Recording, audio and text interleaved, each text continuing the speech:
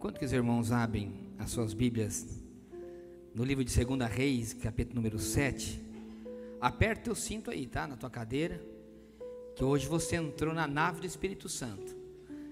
E a passagem é só de ida para o sobrenatural, não tem passagem de volta. Quem é que querer dar um brado de vitória para o Senhor Jesus? Aleluia!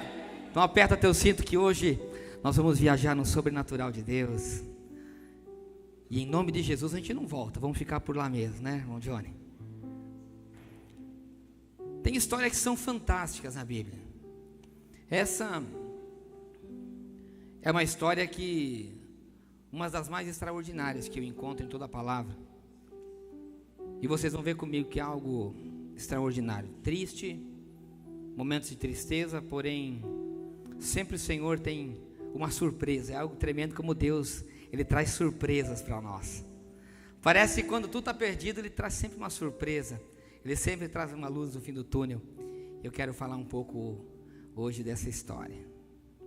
Quem é que acredita que não pode ser usado por Deus? Seja bem sincero, levanta a sua mão. Tem pessoas que falam assim, não tenha vergonha. Fala assim, eu acho que Deus nunca vai me usar. Levanta a sua mão, eu era um desses, que eu achava que Deus nunca ia me usar. E tem pessoas que são assim, acham assim, não, Deus nunca vai me usar para alguma coisa. E você vai ver que, como Deus surpreende, e você vai ver como Deus vai usar a sua vida, assim como usou a vida de alguns moços aqui nessa passagem bíblica. Diz assim a palavra do Senhor, capítulo número 7, de 2 Reis, diz assim: Eliseu respondeu: ouçam a palavra do Senhor. Assim diz o Senhor: amanhã, por volta desta hora, na porta de Samaria, tanto uma medida de farinha como 2 medidas de cevada serão vendidas por uma peça de prata. Até aqui. Em nome de Jesus, inclui sua cabeça. Pai, eu te peço, dai-nos, Senhor, sabedoria e graça para contar essa história, Senhor, para os meus irmãos. E, Senhor, nós estamos sentados agora, Senhor, numa poltrona com uma passagem de ida, assim como eu falei, Pai, para o mundo sobrenatural. Faça-nos, Senhor, abra agora a janela dos céus e faça, Senhor, que nós vejamos o sobrenatural, o teu mundo nesse momento. Pai, nós deixamos o nosso mundo ali fora, os nossos afazeres, as nossas famílias, o nosso trabalho, as nossas dívidas, as nossas preocupações. Eu te peço que a partir desse momento o Senhor ministra, Pai, a sua palavra em nossos corações, porque isso não é a sua palavra, Pai, nós não permaneceremos de pé. Eu te dou graças no nome de Jesus. E a igreja, concordando comigo, diz amém, amém. Eu estava muito preocupado exatamente uma semana nesse horário. Desculpa, irmã Maria, as crianças de até 7 anos de idade vão lá para a escolinha que tem aula para vocês, bem legal, até 7 anos, rapidinho lá com a irmã Maria. Todas até 7 anos estão liberadas. Tem escolinha hoje, na quarta-feira a gente quase não tem escolinha, né? Mas hoje a irmã Maria veio com a escolinha e vai ser uma benção. Então vai lá na escolinha que Deus também tem algo para você lá em cima. Temos oração, tá? Às 10 horas, então se a gente chegar muito perto das 10, não se assusta, tá? Há exatamente uma semana, nesse horário, eu recebi uma mensagem. Eu estava viajando e o rapaz que trabalha comigo me falou que tinha visto umas notícias nos grupos do WhatsApp que a gente tem dos caminhoneiros, dizendo que há uma semana atrás, na quinta-feira, às 8 horas da manhã, ou melhor, à meia-noite, eles iriam fazer uma paralisação total. Tinham a intenção, você deve ter ouvido alguma coisa a respeito de parar. Não, vamos parar o Brasil agora dessa vez. Há praticamente 40 dias atrás, nós tivemos uma paralisação que durou alguns dias. Só podia passar alguns veículos de combustíveis, outros de remédio. Nós aqui na fronteira fomos beneficiados, porque nós ainda tínhamos uma área de escape, né? Ou tinha Argentina, ou tinha o Paraguai. Mas vocês puderam perceber que em algumas regiões do Brasil, tinha cidades que vocês viram no noticiário que estavam praticamente sitiadas. Já estava faltando leite, já não tinha mais combustível, alguns produtos alimentícios já estavam faltando. E pessoas já começavam a se preocupar, já iam para o supermercado e começavam a arrebatar praticamente tudo que havia para levar para casa, com medo de chegar a faltar realmente comida. E quando eu recebi essa notícia, eu falei, não, Senhor, de novo, não. Primeiro que eu sou extremamente prejudicado, porque trabalho com a classe, né? Temos um trabalho que é relacionado com a classe de caminhoneiros. Eu falei, Deus, não permite que eles parem. Mas Deus sabe que a minha preocupação em si não era o trabalho, mas em si os mantimentos, porque nós podemos sentir um pouco, e eu digo, a gente ainda tem um pouco mais de recurso, mas e as pessoas da periferia? As pessoas que realmente vivem de uma necessidade um pouco maior. Nós temos o dinheiro para ir comprar num supermercado um pouco mais caro, de ir numa Argentina e de um pouco do Paraguai, mas essas pessoas mais pobres que realmente dependem de um recurso. Me fiquei muito preocupado, digo, Deus não permite. Levantei naquela madrugada lá no hotel e fiquei orando das 3:30 da manhã até 6 horas, não vi, irmãos. Graças a Deus tinha um grupo de irmãos lá, dobramos o nosso joelho, lá tem um pequeno tempo naquele hotel, e ficamos até às 6 horas da manhã orando. Eu disse, Senhor, não permite que isso aconteça, e para a glória e nome de Jesus, não teve a greve dos caminhoneiros. Mas por que eu estou contando isso? Uma notícia? Não, aqui não é Semente da Fé News, é que isso tem muito a ver com essa palavra, né? Gostou, né? Semente da Fé News, né? Chique, né? News, notícia, né? Essa palavra tem muito a ver com isso. Samaria estava sitiada. É exatamente isso que eu queria que vocês entendessem, para que vocês conseguirem entrar realmente no contexto dessa história. Samaria estava sitiada. Eliseu tinha profetizado, tinha se levantado contra o rei da Síria, e Abinadab tinha se enchido de fúria, pegou todos os seus exércitos e colocou todo ao redor da cidade de Samaria.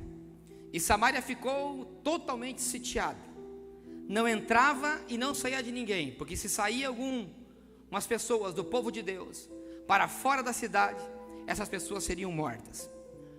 Mas o rei da Síria tomou uma decisão. Ele falou, nós não vamos atacar a cidade porque ela tem fortalezas, eles ali dentro estão protegidos, e nós vamos botar os nossos soldados aos francos atiradores de arco e flecha que estão na parte superior da fortaleza. Então eles decidiram, vamos sitiar e vamos ficar de guarda, ninguém entra e ninguém sai. E se nem entrava e ninguém saía, os mantimentos, os alimentos, eles não entravam para dentro da cidade. Dentro da cidade, naquela época, as fortalecidas, o que entrava, o alimento era o que vinha do campo. Então toda a alimentação, ela vinha da parte de fora da cidade. A cidade, ela realmente era uma pequena cidade, aonde era tido como um mercado. As pessoas traziam os seus produtos para vender dentro da cidade, tanto para as pessoas que moravam na cidade, como efeito de troca, de barganha de uma coisa com a outra. Então eles falaram algo, nós vamos sitiar a cidade, não vamos perder nenhum dos nossos homens. E todo o povo de Deus, todos os israelenses, os judeus, eles vão morrer trancados de fome dentro daquela cidade.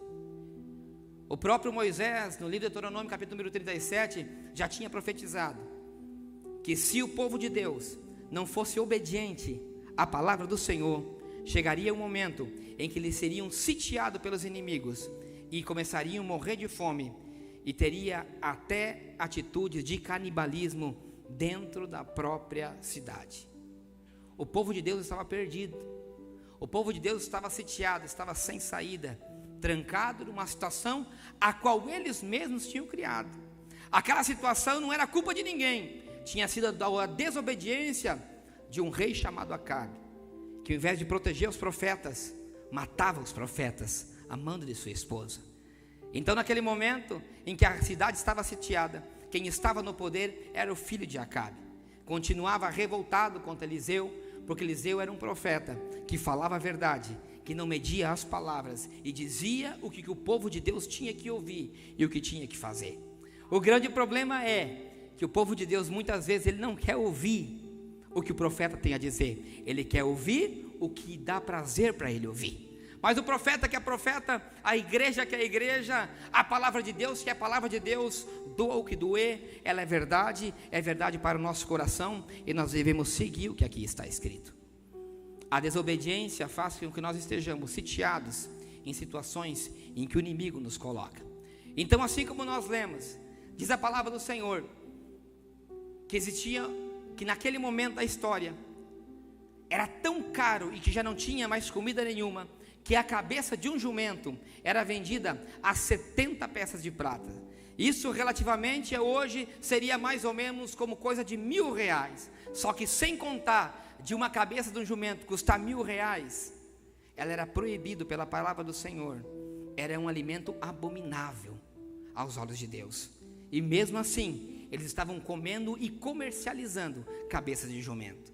Se isso é pouco, diz a história, essa passagem, que era vendido por 10 peças de prata, uma cumbuquinha ou um copo de esterco de pomba para servir de alimento. Coisa relativa mais ou menos como R$70. Nos dias de hoje, era vendido esterco de pomba para que seja alimento do povo. Que coisa forte. Sabe por que isso é muito forte? Porque se eu olho para o povo de Deus hoje, é uma coisa incrível. Tem pessoas que pagam fortunas e têm comido excremento do inimigo. É uma coisa tremenda. Tem pessoas que se sitiam, que ficam sitiadas pelo inimigo, por situações de desobediências que elas tiveram, por situações que muito foram avisadas por profetas e por pessoas de Deus, através da sua palavra, porém elas se tornam sitiadas dentro de uma cidade e começam a comer coisas abomináveis a um preço incalculável que tiram do seu próprio bolso. Quer um exemplo? Não estou entendendo, pastor. Eu vou dar um exemplo. Tem pessoas, por uma desobediência dos seus pais, começam a entrar no mundo das drogas. Um jovem consome droga, cocaína, uma droga caríssima. Não vou falar do crack, porque o crack é barato. Tem pessoas que, por causa do vício da cocaína, desembolsam um dinheiro que não tem, vendem coisas dentro de casa que não tem, e pagam um preço incalculável por uma coisa que é abominável e que destrói o ser humano. Outro exemplo, vamos para outro exemplo, na vida sentimental.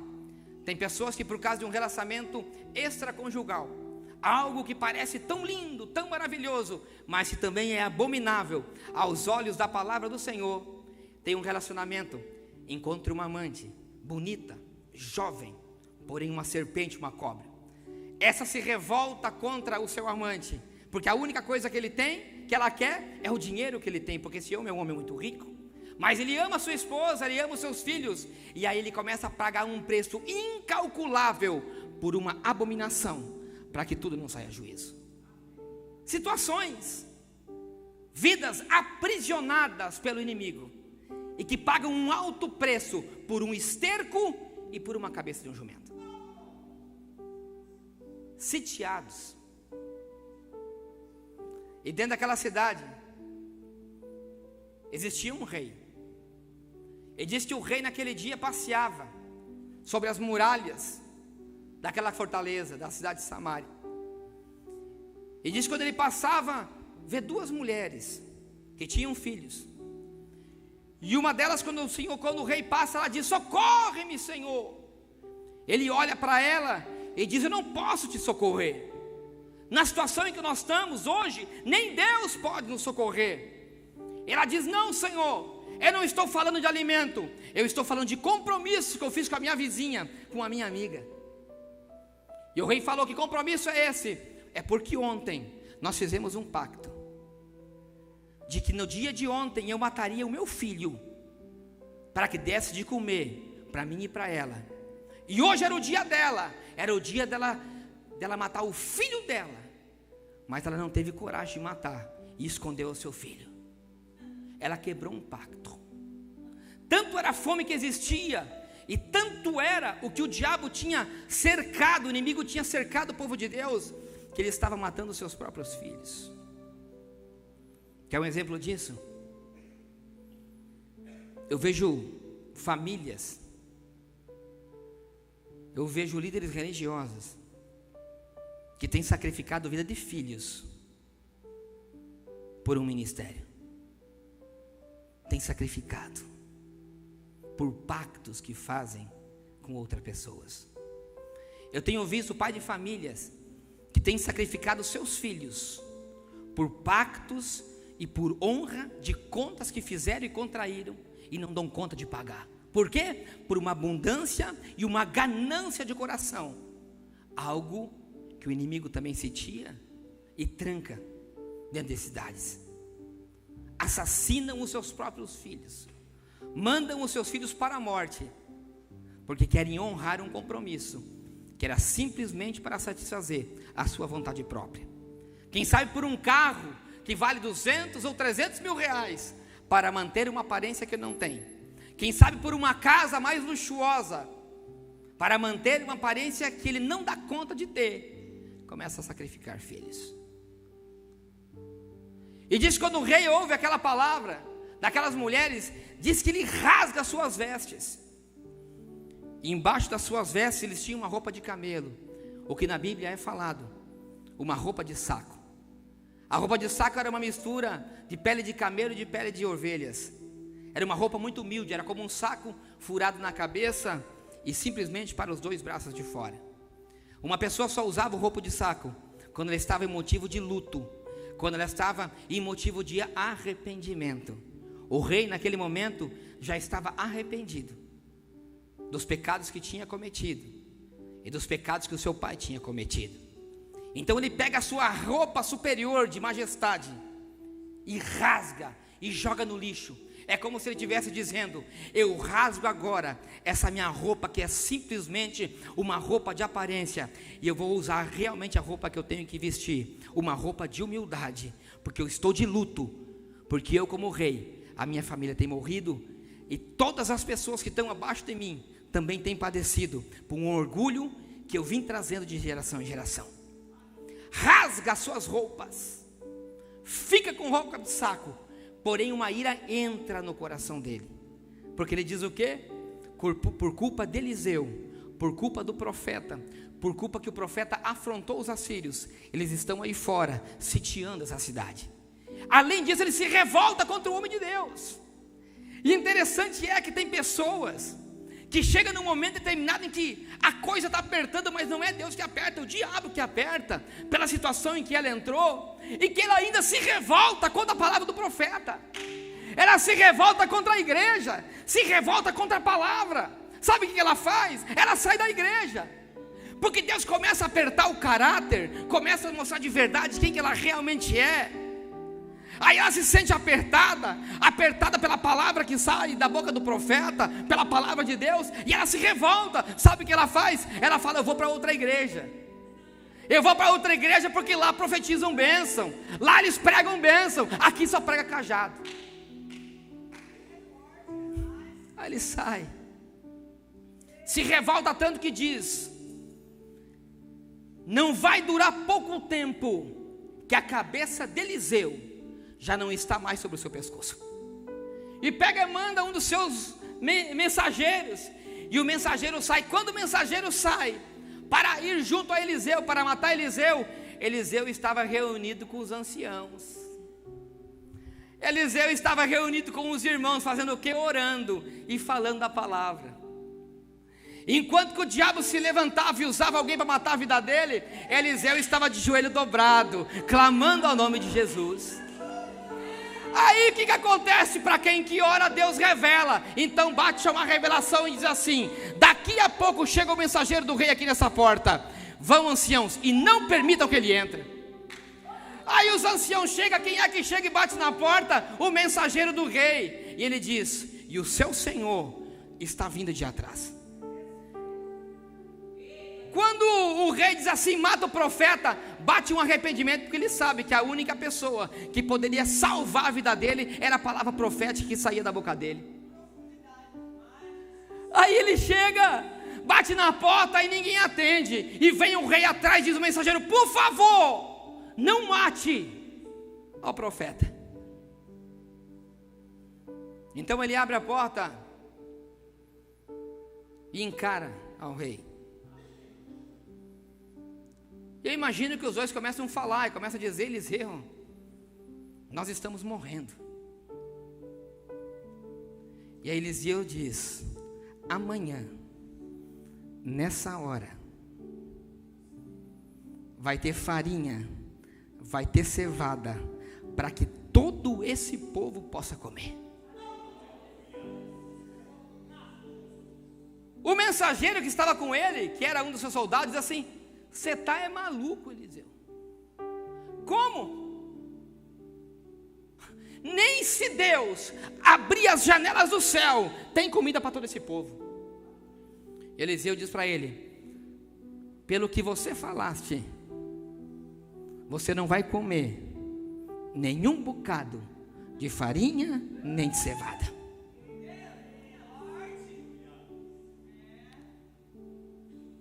E diz a palavra do Senhor, Deus, isso que eu falo, Deus é tremendo. Para o lado de fora, sabe quem que estava para o lado de fora, trancado para o lado de fora? 4 leprosos. 4 leprosos para o lado de fora da porta. Os leprosos, eles eram tidos como malditos, pessoas impuras, indignas, não poderiam fazer parte do povo de Deus nunca pela lepra que elas tinham, rejeitadas pela sociedade, condenadas à morte e condenadas a migalhas que as pessoas davam, trancadas para o lado de fora. Os 4 leprosos, eu imagino, se a fome estava para o lado de dentro, você imagina para o lado de fora. Se eles viviam, eu já preguei aqui sobre os leprosos. Eu disse que eles viviam de comida que os parentes levavam a longa distância, deixavam ao longo, eles iam comer. Então você imagina, se todos os parentes estavam dentro, se todo o rei estava dentro, eles estavam passando mais fome ainda para o lado de fora do que estavam dentro. Então eles se reúnem e falam assim: se nós ficarmos aqui parados, nós vamos morrer. A coisa já está indo para as últimas. Sabe o que nós vamos fazer? Vamos pegar de noite e vamos lá nos acampamentos assírios. Vamos lá no inimigo. Não, a gente morrer aqui ou morrer lá, é melhor morrer lá. Então diz que durante a noite eles se levantam e vão em sentido ao acampamento dos assírios. Você imagina a situação daqueles moços, falaria assim: minha família, quem sabe, já está morta aí dentro, ninguém bota esperança em mim mesmo, eu fazer nada eu posso, nunca pude, nem quando a cidade estava boa, nem quando a minha família estava bem eu podia ajudar, imagina agora, que está uma desgraça dessa. Eles pegam e vão em direção ao acampamento dos assírios. Aí entra Deus na história.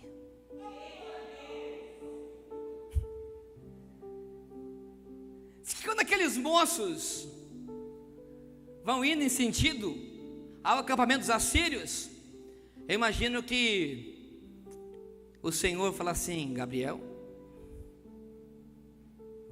prepara o teu exército agora, Gabriel. Senhor, eles são leprosos, Senhor.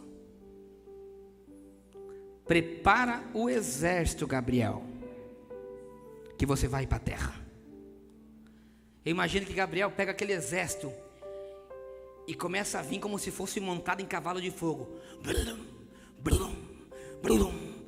E assim aquele som de espada. Pem, pem, pem.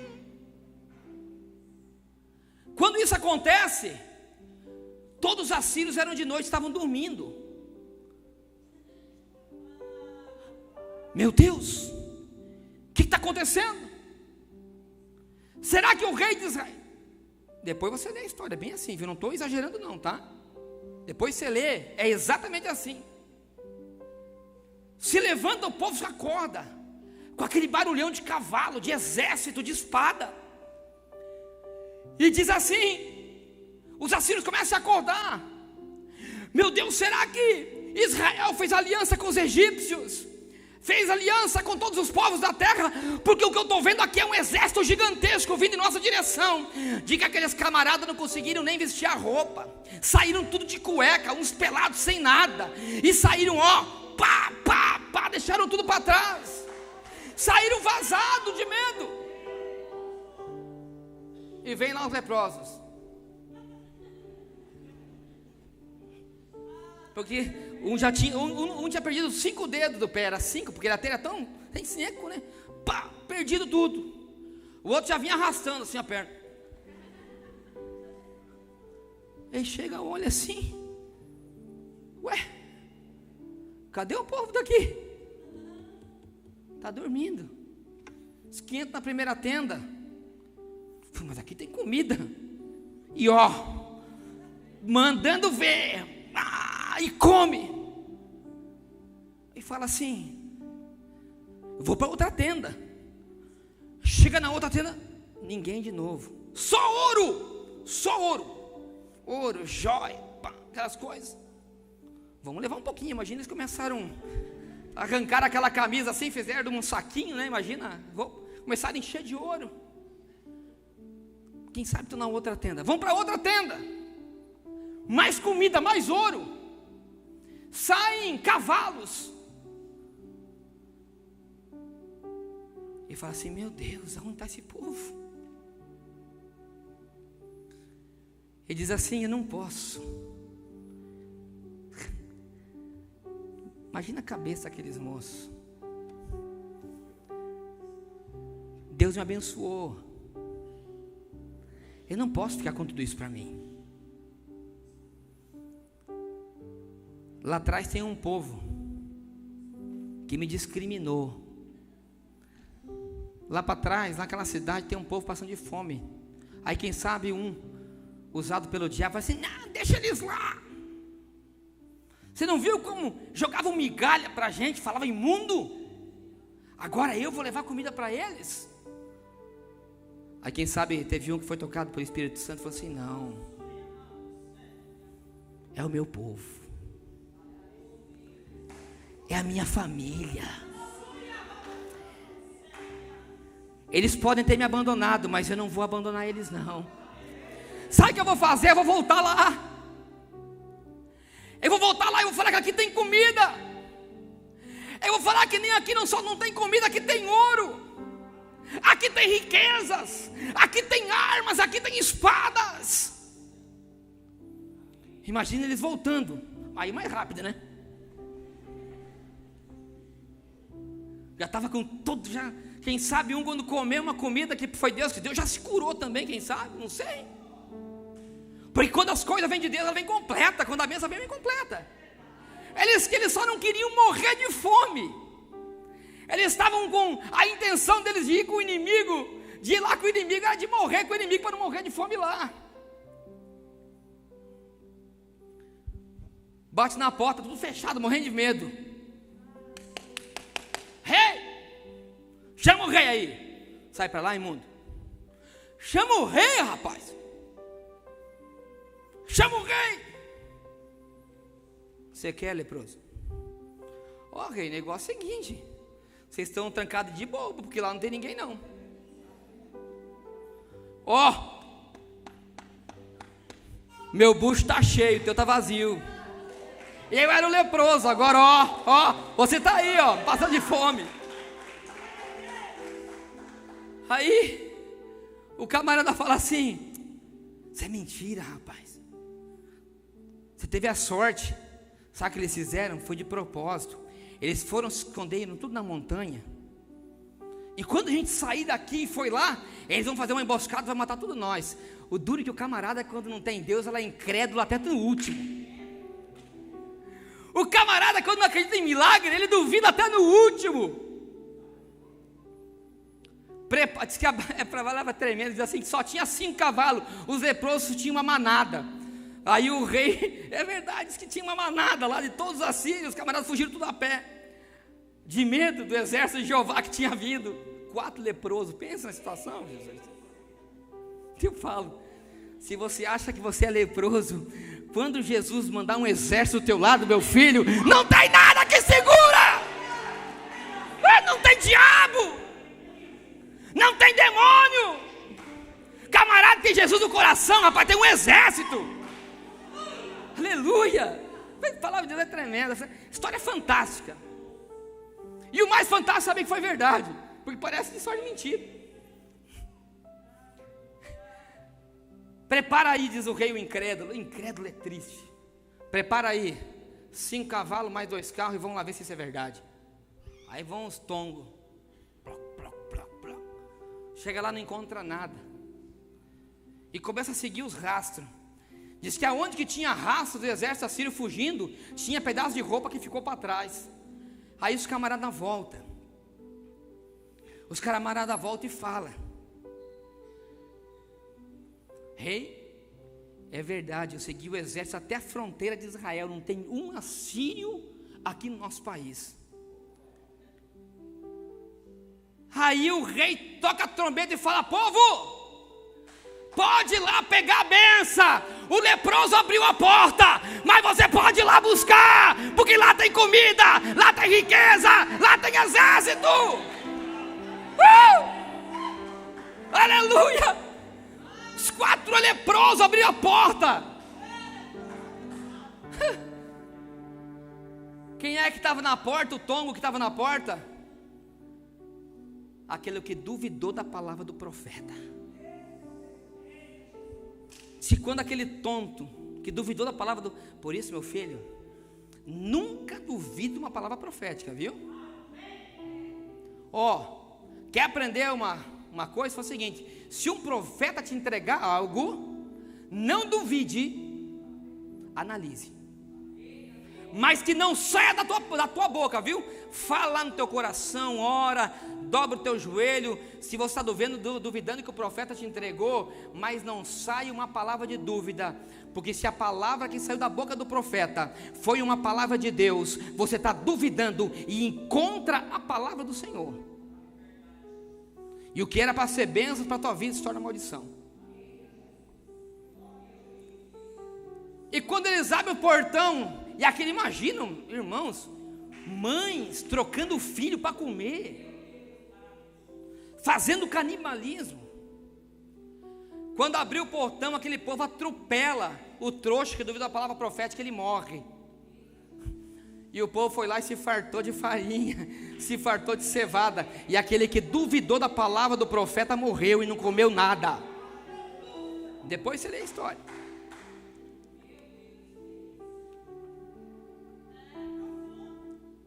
Que o povo foi, comeu, se fartou e veio muito mais rico do que já era. Cada um trouxe para si o que podia. Mas sabe qual que é o mais tremendo da palavra? Qual que é a revelação dessa palavra? Escute. O tremendo da história acaba por aí. Só que o mais profundo não é isso. Que é isso que eu quero entregar para você nessa noite. Que foi que entregou muito forte ao Deus do meu coração. E agora que eu vou falar para você, é o filé mignon, viu? Você já comeu a picanha, você comeu o alcatra, você comeu... Agora vem o filé mignon. Para que as coisas aconteçam na nossa vida, para que dê uma reviravolta na nossa história, por mais que a nossa vida seja parecida como daqueles camaradas lá dentro, tem que ter 2 coisas. Uma, tem que ter uma palavra profética liberada de Deus para você. Quando estava no desespero e aquele rei chega para Eliseu, ele fala algo: amanhã, nessa hora, todo esse povo vai se fartar de farinha e de cevada. Aconteceu? Aconteceu. Guarde isso no teu coração hoje. A palavra que sai da tua boca, ela tem poder. A palavra que um homem ou uma mulher de Deus direciona para a tua vida, ela tem poder. A palavra de Deus que sai do que é mais santo e sagrado, que é isso aqui, que é a maior palavra profética que existe, quando ela sai para a sua vida, ela tem poder. A primeira coisa que tem que ter, para ter uma reviravolta na tua vida, tem que ter uma palavra profética. Eu não quero dizer que a palavra profética, ela tem que ser usada por um profeta, que são coisas diferentes. Porque diz a palavra do Senhor no livro de Hebreus, capítulo número 1, que anteriormente, isso aqui é o Antigo Testamento, anteriormente, o Senhor se revelava para o seu povo através dos profetas. Porém hoje, Ele se revela através do Filho. João capítulo 1 diz que Ele era o Verbo se fez carne e habitou entre nós. Ele habita hoje no poder da palavra, que é a tua santa Bíblia que está nas suas mãos. Palavra profética. Tem que ter uma palavra profética na sua vida. Isso quer dizer que todas as palavras que você ouve num culto, elas são proféticas para a sua vida. Todas. Os louvores, eles são palavras proféticas para a sua vida. Palavra profética. Outra coisa que tem que ter um agente de ação para que a obra seja executada. Qual foi o agente de ação aqui nessa história? O leproso. Mas o leproso era o quê? Era um maldito, um indigno.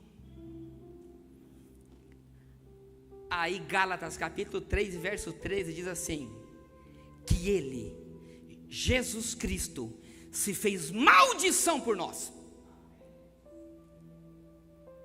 Isso quer dizer que se eu tinha alguma maldição sobre a minha vida, quando eu creio na palavra profética, quando eu creio em Jesus, aquilo que era maldição na minha vida, ele se torna bênção. Eu me torno uma bênção. Isso quer dizer que para que seja executada uma transformação na sua vida, não depende do pastor, depende da palavra profética que é lançada. Mas o agente de execução da obra, sabe quem que é? É você. Por isso que eu digo uma coisa para você. Você fala assim: eu sou indigno, eu sou incapacitado, eu não conheço nada, eu não tenho teologia, eu não sou obreiro, na minha família ninguém acredita em mim, porque antes eu era uma escória na minha casa, eu era o bêbado, eu era o traficante, eu era o traidor da minha esposa, do meu esposo, eu como filho, eu era o drogado, eu era o ladrão. Isso é coisa do passado. Desde que Jesus entrou na sua vida, Ele transformou toda a sua maldição, para que você pudesse exercer o poder profético na terra. Um agente de ação. Assim como aqueles leprosos, o maldito, o indigno, foi usado por Deus para transformar a história de todo um povo. 4 leprosos foram responsáveis por todo o povo de Deus. Escute uma coisa, eu vou falar para você. Se um dia alguém falou para você que você não vale nada, se um dia alguém falou para você que você nunca vai ser algo na mão de Deus, se um dia alguém direcionou uma palavra de maldição para a sua vida, você saiba, tudo isso é mentira.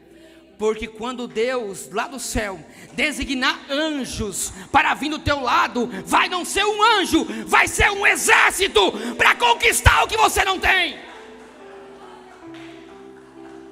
Pode ser um exército de Assírio, pode ser o maior exército de Satanás, demônios ou o que seja, macumbeiros, o que seja na sua vida. Você vai se levantar sozinho, uma escória, um leproso. Mas quando Deus falar assim: Gabriel, olha o meu filho, hoje ele se colocou na posição que eu quero. Vai, Gabriel. E sabe o que vai acontecer? Vai ser assim.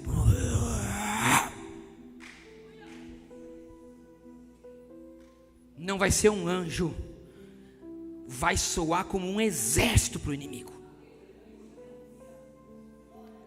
É isso que acontece com você. Você se levanta sozinho, ou quem sabe num grupo de oração, numa campanha, entre 1, 2, 3 e 4 leprosos. Mas quando vocês se levantarem e não falarem assim: eu aqui nessa porta eu não morro, eu posso até morrer lá no exército inimigo, mas eu vou me levantar e vou ir contra o meu inimigo. É aí quando Deus se levanta do céu, põe um exército do seu lado e vai na tua frente. Quando você chegar lá, ele já está derrotado, ele já fugiu.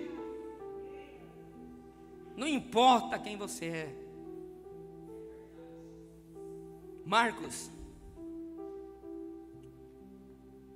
Não, pastor, mas isso é coisa do Antigo Testamento. O senhor está contando uma história muito bonita. O senhor enfeitou toda a história. Não é bem assim que está escrito. Mas não é bem assim. O senhor deixou ela muito bonita, cheia de emoção. Coisa do passado, o Novo Testamento é diferente. Marcos capítulo 5. O Senhor chega numa cidade, Jesus Cristo, o nosso Senhor e Salvador chega numa cidade. Ele diz que lá havia um endemoniado. Mas não era um endemoniado, era o endemoniado. Aonde que ele vivia? No meio do cemitério, dormindo entre os sepulcros. Demônios saindo até pelas orelhas. Disse que acorrentava um moço, que até algema e correntes ele quebrava. Quando Jesus chega naquela cidade, ele vê Jesus ao longe do sepulcro, e vai e se joga aos pés de Jesus. Os demônios tomam a vida dele, e fala assim: Senhor, por favor, se tu me mandares a gente sair, manda para aqueles porcos que tem ali. E Jesus deu liberdade para aqueles demônios, falava: vai. Sabe quantos demônios que eram? Porque um entrou em cada porco, 2.000 porcos. Sabe o que é dentro de um homem? Quando Jesus perguntou como é que é o teu nome, ele falou legião. Para quando você acha que a história, esse negócio de pessoas ficarem possuídas por legiões, é uma verdade bíblica. Aquele homem tinha 2.000 demônios dentro dele. Ele disse que Jesus falou: vai. Porque o poder não está na quantidade de oração, está na autoridade do nome de Jesus. Vai. Naquele mesmo momento, aquele moço, ele fica livre de toda aquela possessão. Quando ele fica livre, se percebe pela história, pela palavra, que ele ficou consciente. Ele não lembrava de nada que tinha acontecido. E diz que as pessoas começam a contar para ele o que aconteceu.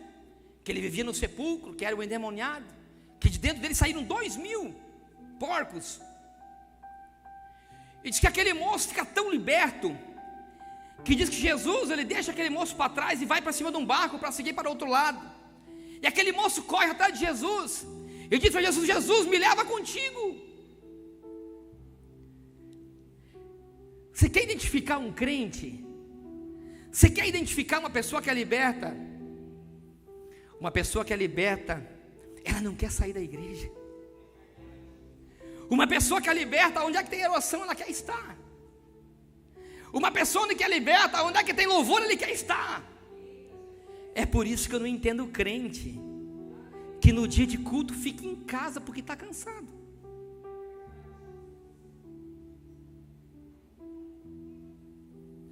Eu só falto no culto quando não tem jeito mesmo.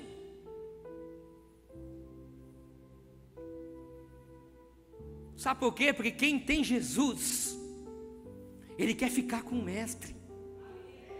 Aquele moço, ele se joga aos pés de Jesus e diz: Senhor, me leva contigo. E o Senhor diz para ele assim: não, você vai se tornar escute isso, há 5 minutos atrás você era um demoniado, hoje você vai ser o meu primeiro missionário. Aqueles que achavam que Paulo foi o primeiro missionário, está errado. O primeiro missionário foi um demoniado aos 5 minutos. Ah, pastor, isso é heresia. Eu falei: então leia a palavra. Sabe o que ele diz? Ele dá uma missão para aquele moço. Ele falou: vai para a sua casa, conte para a sua família o que o Senhor fez por você. E diz que aquele moço foi para a sua cidade, que se chamava Decápolis, e começou a pregar o evangelho e o que o Jesus tinha feito na vida dele. Escute, você não precisa de teologia para pregar, você só tem que contar o que Jesus fez no seu coração e transformou a sua vida. Glória a Deus! Aleluia! Você não precisa de teologia, você precisa contar o testemunho que Jesus fez em você. Jesus é tremendo, tremendo. Quer uma outra prova? Salmo 118, verso número 22. Escute: a pedra que para os construtores foi rejeitada se torna a pedra angular. Davi escreveu isso, dizendo que aquele que é rejeitado pelos construtores, sabe quem é construtor? Os camaradas que se acham. Olha para você e fala assim: Aline, tem valor nenhum. Júnior, não vale nada. Aline, só da boca para fora, é um túmulo. Sabe o que acontece? Diz a palavra do Senhor: aquela pedra que é rejeitada, ela se torna pedra angular. Na palavra do Senhor, a pedra angular era o apoio da coluna de uma casa. Aquilo que o construtor do mundo rejeita, Deus faz como coluna. Assim como aqueles leprosos, rejeitados e usados para salvar o povo de Deus. O poder, ele está onde? Ele está nas mãos de Jesus. Marcos capítulo número 16 e verso 19. Escute o que está escrito. Não precisa ler, eu vou começar a partir do 15. Jesus disse: vão por todo mundo e preguem o evangelho a todas as pessoas. Quem crê e for batizado será salvo, mas quem não crê será condenado. Essa palavra ele falou só para os discípulos? Ele falou: vão a todos que lhe ouviam naquele momento. Isso aí inclui quem? Eu e você. Quando você achava que você não devia ser enviado para pregar a palavra, Jesus fala para você nessa noite: vai e prega o evangelho que você conhece. Ó o poder agora. E estes sinais acompanharão ao que? Mas esses sinais acompanharão ao que? Quem crê em Jesus aí, levanta a mão. Então, está com você, viu? Olha o que você pode fazer. Em meu nome expulsarão demônios, falarão novas línguas, pegarão em serpentes.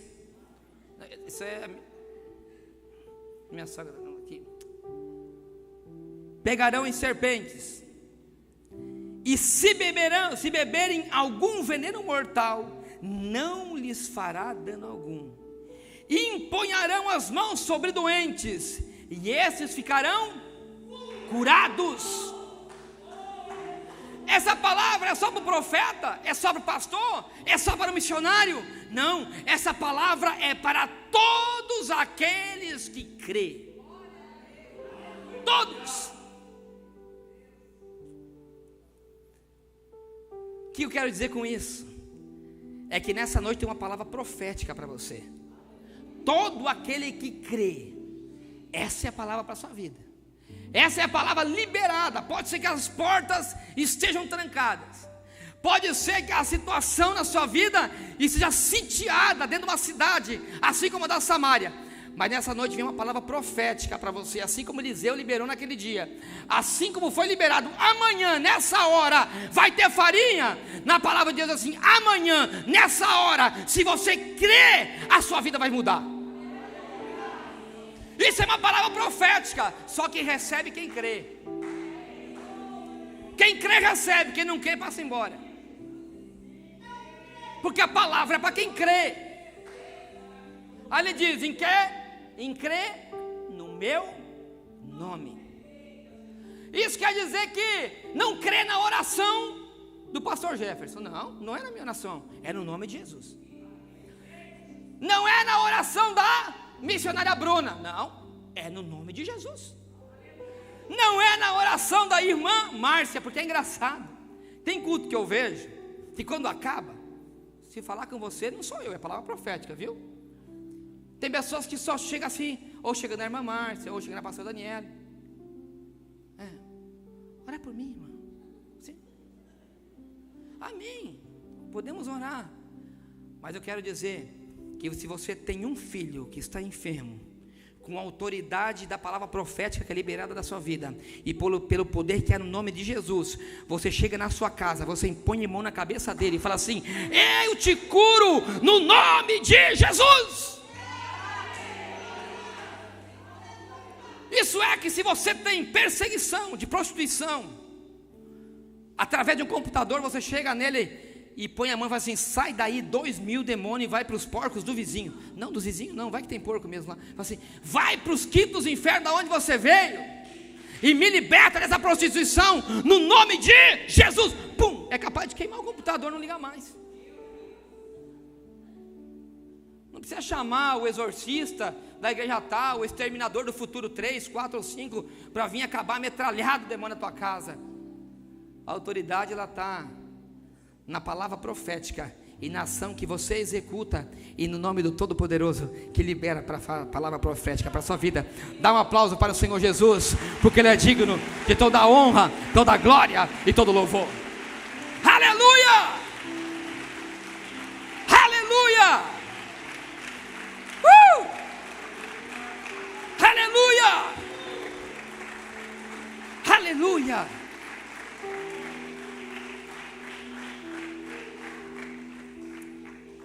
Palavra profética liberada. 1. Agente de ação. 2 é você. E se alguém é leproso, um dia alguém te chamar leproso, e sou com muita honra, fala pro camarada: sou mesmo. Estou vendo que você não conhece Bíblia, dá na cara dele. Porque é cheio de santarrão na igreja. Cheio de nego para apontar, porque não ora, porque não é isso, e porque não é aquilo. Mas não conhece a tua intimidade, não sabe o preço que você pagou. Eu sei que tem pessoas que olham para mim e falam assim: ah, o pastor não vem muito em campanha. Quando me converti no Paraguai, não sabem quantas vezes no Paraguai eu saía às 5 horas da manhã daqui de Foz, cruzava a ponte de ida para fazer campanha com o meu pastor e com o responsável da oração lá. 5 horas da manhã cruzava uma ponte de ida e volta. Não sabe quantas madrugadas eu passei com a minha filha no colo, porque morria de dor de barriga, lendo a minha Bíblia. Não sabe quantas campanhas eu paguei no monte sozinho. Saía correndo da minha casa no monte, do centro, orando, para terminar lá na EAD Sul, e entrava dentro num mato sozinho durante a noite. As pessoas não sabem. Para falar está fácil, não sabe o preço que eu paguei no passado. Mesmo assim, eu não entendo Jesus. Eu falava ontem para a irmã Thalita: eu não entendo Deus. Porque se pensa num camarada que se achava leproso, era eu. Eu acho que Jesus, no dia que pegou e deu um recado para Gabriel, eu acho que ele entendeu, acho que ele entregou assim um pergaminho e falou assim: vai lá e entrega para aquele moço. Eu acho que Gabriel errou o caminho, só pode. Ele deveria ter ido, sabe aonde? Lá naqueles congressos que tem em Santa Catarina, que fica uma semana de pregador, que os camaradas são fortes. Eu acho que ele errou, acho que o destino devia ser lá. Ou quem sabe em alguma faculdade de teologia para o rapaz mais no primeiro graduado. Eu acho que ele errou o endereço. Num dia em que eu congregava no Paraguai e fiquei sabendo que ia ter uma pregadora, uma irmã simples de São Paulo, que lançava um CD numa igrejinha muito simples. ali por perto do Maracanã, porque alguém tinha me indicado. Naquele dia, não perdi um culto, viu, irmãos? Aonde que dizia que tinha Deus, eu estava lá. As pessoas não sabem isso. Estava sentado assim como aquela irmã de amarela ali, creio que na terceira ou quarta fila, na segunda cadeira. E a irmãzinha, quando pegou o microfone, irmãos, pensa, parecia o Marcos ali, moreninho, pequenininho, mas abriu a boca, foi tremendo. Aí de repente ela para de cantar. E eu estava com uma camisa polo vermelha, eu sempre usei muito camisa polo, até hoje vocês me veem muito camisa polo. Ela falou assim: você! Era pertinho, uma igreja pequena. Você! Fica de pé. Eu já achava que não era comigo, né? Olhava para trás. Aí fiquei vermelho, não sei se era pelo reflexo da camisa ou se era vermelho, porque fico com medo de vergonha. Fica, você mesmo de vermelho. Eu falei, pronto, estou vermelho de vez, só pode, porque viu tanto assim. Minha camisa é roxa, falou vermelho. Falei, minha cara mesmo está vermelha, pimentão. Aí eu levantei meio. Pega esse livro que está na tua mão. Aí eu me assustei, porque sabe que profeta, eu não conhecia esse negócio de profecia.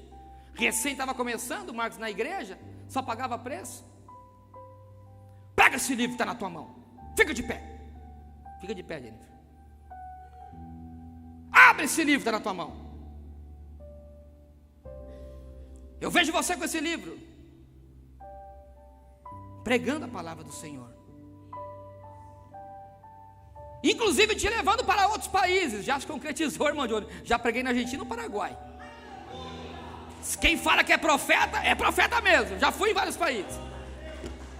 Ninguém pode falar que Deus mente. Através da tua palavra vai sair muita sabedoria através desse livro. Só que fala uma coisa para você: continua comendo dele dia e noite, até quando você puder, porque, escuta isso, porque vai chegar um dia em que você não vai ter mais tempo.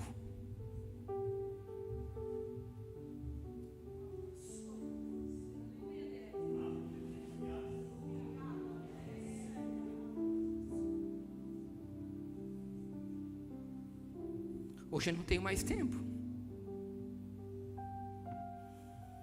Às vezes tenho que levantar muito cedo. Os irmãos fazem campanha e eu digo, Senhor, eu queria estar lá. Mas o Espírito Santo fala assim: você tem crédito comigo.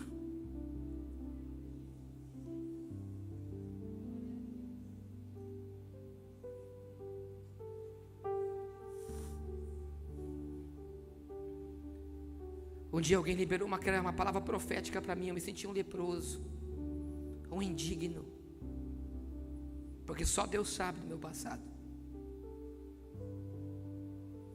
Mas eu acreditei um dia naquela palavra profética.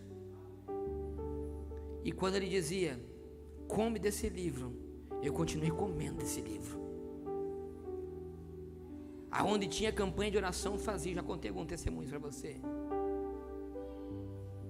Por isso nessa noite eu quero, além de liberar tantas palavras proféticas para você, eu quero dizer uma coisa: coma desse livro. Coma enquanto você tem tempo. Orem enquanto vocês jovens. Orem enquanto vocês têm tempo. Comam desse livro enquanto vocês têm tempo. Porque o dia vai vir trabalho, vai vir filho, vai vir ministério.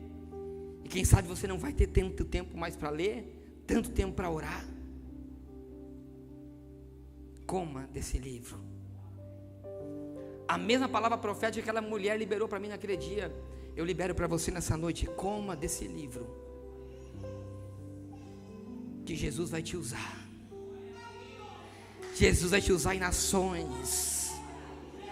Jesus vai te usar em países, assim como eu, Paraguai, Argentina, não importa, vai ser países. Só que uma coisa você vai ter que fazer, por mais que você se ache um leproso, você vai ter que agir. Você vai ter que ir em direção ao campo inimigo. Porque enquanto você ficar parado no mesmo lugar, você está designado a morrer.